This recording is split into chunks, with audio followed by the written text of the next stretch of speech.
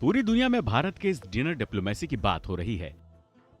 जो Biden, Rishi Sunak, Olaf Scholz, Mohammed bin Zayed, Mohammed bin Salman, Tayyip Erdogan, Giorgia Meloni, Anthony Albanese जैसे दुनिया के बड़े बड़े नेताओं ने शुद्ध शाकाहारी भारतीय व्यंजनों का स्वाद चखा।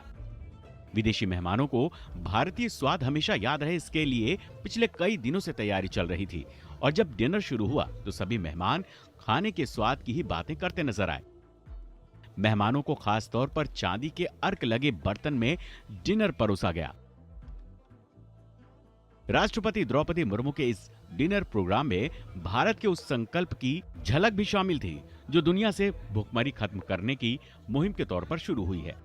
विदेशी मेहमानों के इस डिनर में रागी, ज्वार और बाजरा से बने आइटम को प्रमुख तौर पर रखा गया था। भारत की पहल पर संयुक्त राष्ट्र ने वर्ष 2023 को इंटरनेशनल ईयर ऑफ मिलेट घोषित किया है। बाजरा, ज्वार, कांगनी, रागी जैसी फसल को मिलेट यानी मोटा अनाज कहते हैं। ये पौष्टिक अनाज होते हैं, फाइबर, खनिज और दूसरे जरूरी पोषक तत्वों से भरपूर होते हैं। रागी के लड्डू और जौ की खीर, बाजरा से बने डेजर्ट का भी स्वाद विदेशी मेहमानों ने लिया। मिलेट से बने डिशेस के अलावा G20 के मेहमानों ने भारत के रीजनल टेस्ट का भी स्वाद लिया।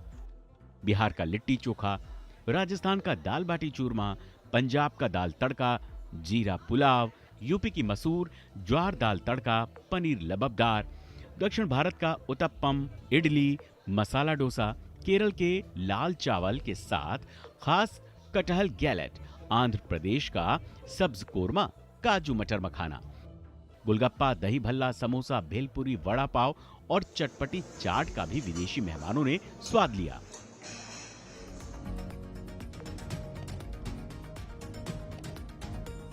पेय पदार्थों में कश्मीरी कहवा था, फिल्टर कॉफी थी, दार्जिलिंग चाय और पान के स्वाद वाला चॉकलेट भी राष्ट्रपति के विशेष मेहमानों का स्वाद बढ़ा रहे थे। इस रात्रि भोज के लिए तैयार की गई व्यंजन सूची में ऐसे व्यंजन शामिल किए गए हैं जो भारत में मॉनसून के दौरान खाए जाते हैं। ऐसा नहीं था कि इस डिनर में सिर्फ भारतीय व्यंजन, स्टार्टर, मेन कोर्स और पेय पदार्थ थे। थाई और डेनमार्क के व्यंजन भी रखे गए थे। कुकम्बर वैलीज, कैबेज और डेनमार्क की डेनिस ब्रेड रोल के साथ डेजर्ट में sizzling brownie, hazelnut, cinnamon ice cream और केक भी परोसे गए। भारत ने G20 के इस डिनर डिप्लोमेसी के जरिए दुनिया को मोटे अनाज से भुखमरी दूर करने का मंत्र भी दिया। गरीब देशों को एक अच्छा संदेश भी दिया, मोटा अनाज आज की जरूरत है।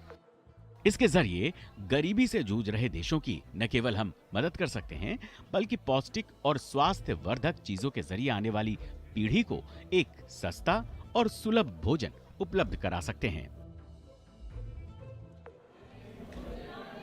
जो तस्वीरें देख रहे थे दरअसल वो भारत के जायके को तो सामने रखा ही जा रहा है, लेकिन इस जायके में खासियत ये भी है कि 500 अलग अलग तरह के व्यंजन हैं। 180 मेहमानों को ये खाना खिलाने के लिए लगभग 2500 स्टाफ इसमें लगे हैं। और उस स्वाद के ज़रिए, क्योंकि थोड़ी देर पहले हमने ही आपको बताया था, एक बार फिर से हम आपको दोहरा रहे हैं कि पेट के ज़रिए जो है ना दिल का रिश्ता अच्छा बनता है। और भारत तो अपने अतिथि को हमेशा भगवान मानता है।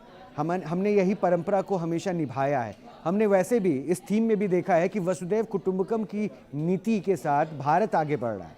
ये अलग बात है कि चीन ने इसका विरोध भी किया था, लेकिन आज जिस मंच पर भारत की समझ, भारत की सूझबूझ, भारत की सामंजस्य बैठाने की जो एक अलग तरीके के साथ दुनिया ने एक अलग तस्वीर देखी, और उस मंच पर जिस तरह से भारत के अफ्रीकन यूनियन को शामिल करने के प्रस्ताव पे, यानी वो अफ्रीकन यूनियन जिसमें 55 देश शामिल है, उस अफ्रीकन यूनियन को शामिल करने के प्रस्ताव पर जिस तरह से लोगों का मुहर लगता है, क्योंकि 3 महीने से प्रधानमंत्री इस पहल के लिए काम कर रहे थे और अब G20 एक नए प्रारूप के साथ, नए रूप के साथ सामने आएगा। और सबसे जो खास बात रही, थोड़ा सा पीछे लेकर आपको चल रहा हूं, क्योंकि बाली में जब डिक्लेरेशन हुआ था, यानी बाली में जब एक कंक्लूडिंग रिमार्क देना था, उस वक्त 2 ही पैराग्राफ पर बात हो पाई थी। और 2 पैराग्राफ पे बात इसलिए हो पाई थी क्योंकि रशिया और चीन ने यूक्रेन वॉर को लेकर तमाम पहलुओं पर अपने पॉइंट्स नहीं रखे थे। इसलिए भारत के सामने ये भी चुनौती थी कि आखिर डिक्लेरेशन के वक्त में